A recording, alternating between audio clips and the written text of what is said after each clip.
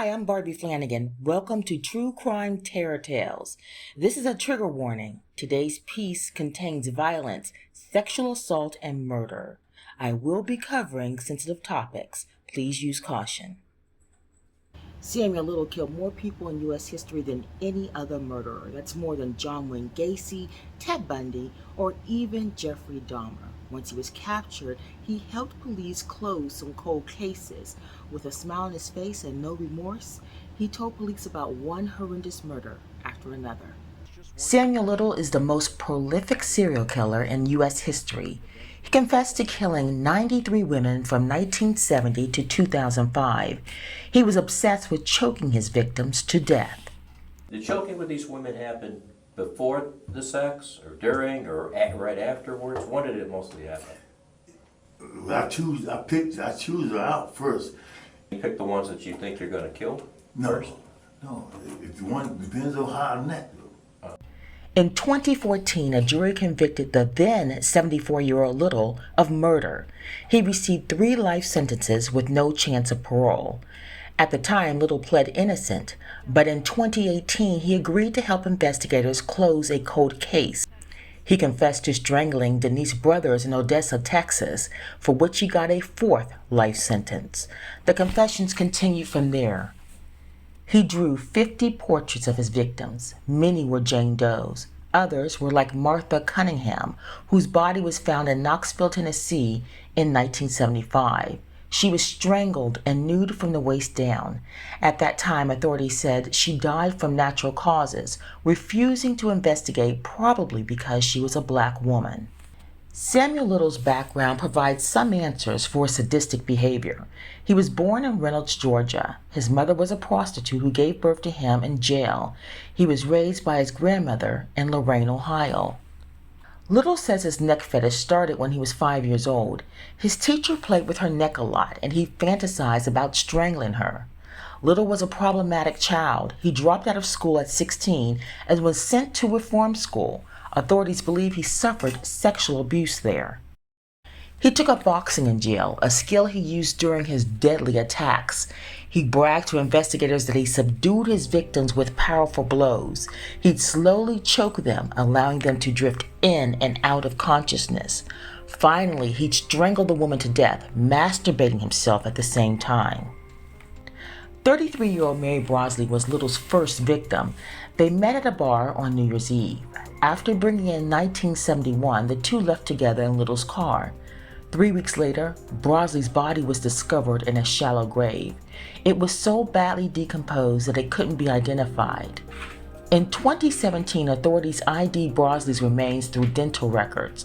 Little eventually confessed to killing her. He said he chose her because she was new to the city and no one would miss her. This became part of Little's MO. He carefully selected sex workers and addicts in lower income areas, mostly women of color. Some police call these women NHI, non-human individuals, and their deaths were rarely investigated. I'm gonna go over there in the white neighborhood and pick out a little young teenage girl, or like the idiots do. In 1972, Little met his longtime girlfriend, Jean Dorsey. He was 32 and she was 62. They traveled from state to state shoplifting to support themselves. Little continued his murder spree while they were together. He says Dorsey knew he slept with younger women, but she didn't know about the murders.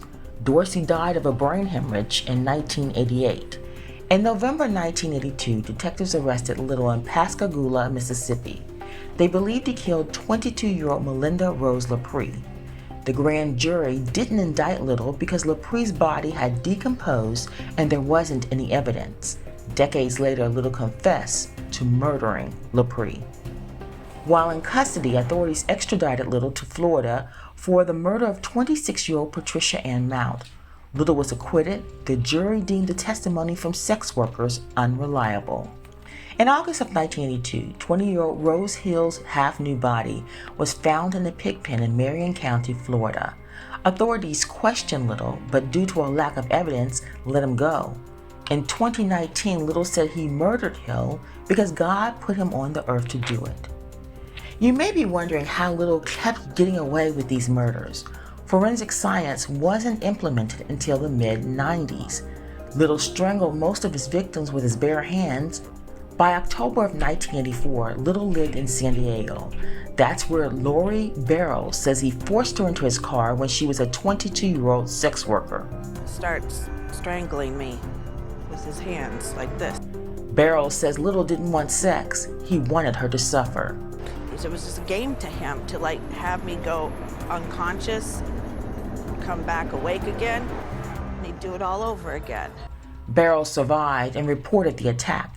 A month later, police found Little at the same location with a bleeding and unconscious woman in his car. Little pled guilty to assault and false imprisonment.